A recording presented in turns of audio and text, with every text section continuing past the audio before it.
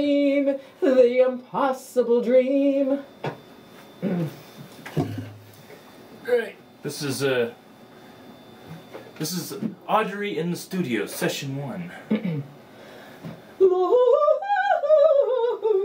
Okay, ready? Cue talent. Are you ready? I'm cute. Yes, I'm cueable. You're cueable, okay. You consider yourself cued. Okay, this is the Foster Care Support Foundation. From the outside, it looks like any other warehouse in a neighborhood of similar buildings off Roswell Road in Roswell, Georgia. But then you see signs and arrows pointing to a drop-off site, and you see a cheerful, colorful sign, and you get the idea that this is no ordinary warehouse. Inside, the lights are bright, and you find rows and rows of racks of clothes for infants and teens, and for every size of child in between. You see shelves stacked with equipment and books, a lot of books, all of it to be sorted and cleaned and made ready for Georgia kids in foster care. But what... Sorry. Wait, you know what? Let me start over. I don't like something I just did. Let me start over. Should I just go on? We may start over. Let me start over. Okay, here I go. Take 2. Take 2. From the outside, it looks like any other warehouse in a neighborhood of similar buildings off Roswell Road in Roswell, Georgia. But then you see signs and arrows pointing to a drop-off site, and you see a cheerful, colorful sign, and you get the idea that this is no ordinary warehouse. Inside, the lights are bright, and you find rows and rows of racks of clothes for infants and teens, and for every size of child in between. You see shelves stacked with equipment and books, a lot of books, all of it sorted and cleaned and made ready for Georgia kids in foster care. But what you will not see are the faces of foster children, and you will not see the homes of the foster families who love and care for them when others don't or can't. Yet you will see a handful of foster parents, some of them relatives of the children, carefully selecting items for their foster children. And more than that, you will see the people who help these parents and these children by volunteering their time week after week to Foster Care Support Foundation. Because they care and act on that caring spirit, we share the story of AIB's Spirit Award winner, Foster Care Support Foundation. Page 2. With smiles, handshakes, waves, and applause, Atlanta Interfaith Broadcasters Chief Executive Officer Collie Burnett recently presented the well-deserved award, the 2012 Spirit Award, to the Foster Care Support Foundation. Its founder and executive director, Rachel Ewald, accepted the award, surrounded by volunteers. After the ceremony, and to best illustrate how the organization provides support, Ewald led AIB on a tour of the sprawling warehouse and introduced us to the people behind the scenes. On this day, Ewald explained stocks are low in some areas. Donations had tapered off, particularly for infants and toddler toys. She says it's the result of a greater than usual need, 120 to 150 children being served each week since early October, and because of the organization's insistence that each child receive a full bag of enriching educational items along with the clothes. Okay, soundbite. Bottom of page, whatever this is, 2. Here we go. There are boxes of books waiting to be opened beyond the shelves of sports equipment and shoes at Foster Care Support Foundation. Every possible space is used, with items waiting to be handled by volunteers in the sorting area. Donations are accepted Tuesday through Saturday, 10 a.m. to 1 p.m. Of critical need, boys' pants, shoes, and sneakers.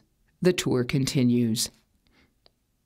There's also an area set aside for kids to create while their parents stock up. It takes time when you're stocking up for an entire season. Let's see.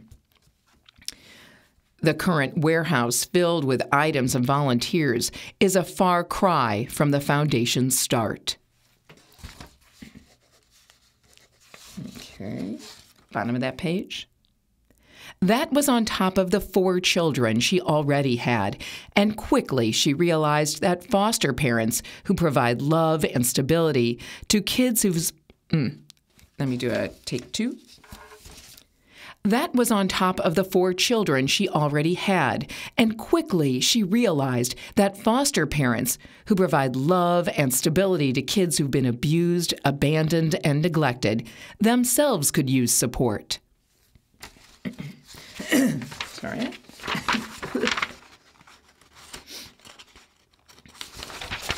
Next page. Okay, sort of the middle of the page.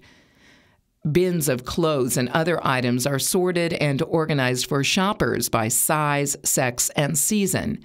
And for foster parents and relatives who take in their loved ones' children, they may need clothes for years as the kids grow. Foster Care Support Foundation has helped some 33,000 children over the years, and the numbers remain high. Okay.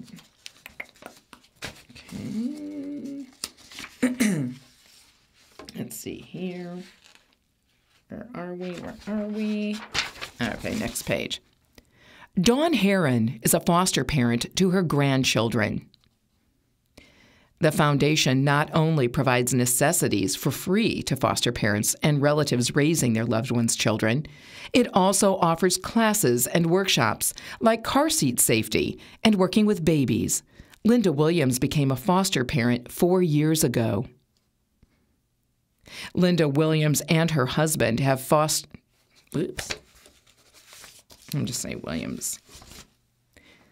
Linda Williams and her husband have 5 foster children, ranging in age from 10 months to 9 years. Beyond the day-to-day needs being met, Foster Care Support Foundation also hosts special events, like one called Prom-a-Palooza. Volunteers like Donna Kalman,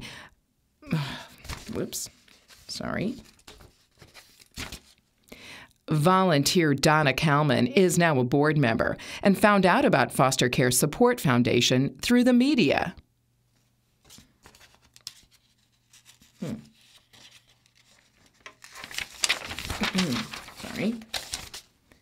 Next page. Once Kalman got hooked, she became involved in a variety of roles, not only sorting clothes, but helping out during special events like Prom-a-Palooza. She has a favorite story from one year's Prom-a-Palooza. Helping kids feel special is also part of the reason Richard Wallenick got involved. A family tragedy, explains Wallenick, was another. Still, for many people, the foster care issue is a hidden one. Rachel Ewald explains it has to do with visibility, or the lack of it.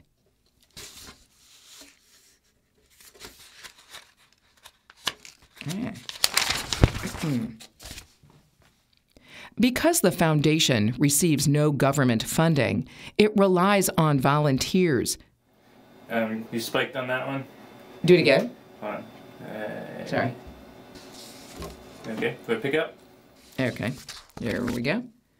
Because the foundation receives no government funding, it relies on volunteers, from individuals to corporations to worship communities. Rachel Ewald celebrates each and every one. Nancy Berry got involved in Foster Care Support Foundation 7 years ago through her church. To do its job and to raise visibility, the organization also runs a thrift store. It's called Fostering Hope Bargain Resale Shop. It also hosts several fundraisers each year, including a 5K race, a golf tournament, a fashion show. Area high school kids have formed a teen board. Wait, let me do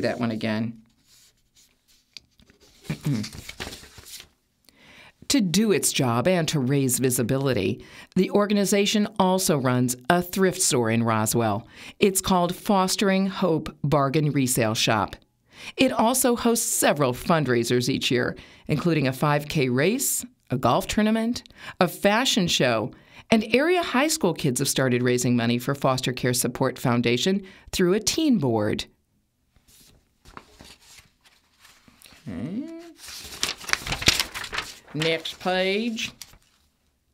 Recognizing Volunteers, says board member Richard Wallenick, helps raise awareness of the issue. And there are many success stories. Rachel Ewald shares a favorite. Ewald says she had no idea how great the need was when she first started the organization, currently donating $12 million a year in goods, from books to onesies, helping preemies to teens.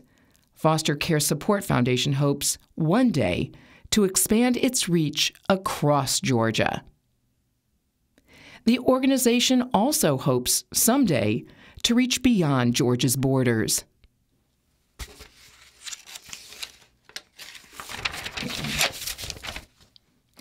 Giving a helping hand to others who are helping those who can't help themselves is part of why the dreams of Foster Care Support Foundation are big. And because, as Rachel Ewald says, for foster parents who reach out to kids in need, whether those kids are teens or toddlers, it all adds up, and the organization is there for them.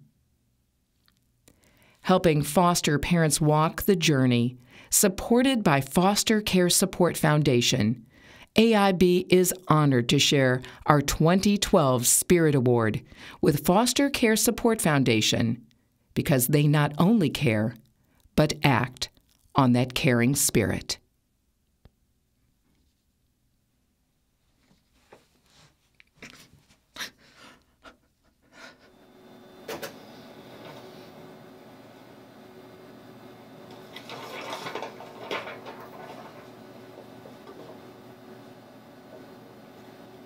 Damn, that was on camera. Any final words? You know, it almost makes me want to take in a foster child. It really does, but I don't know.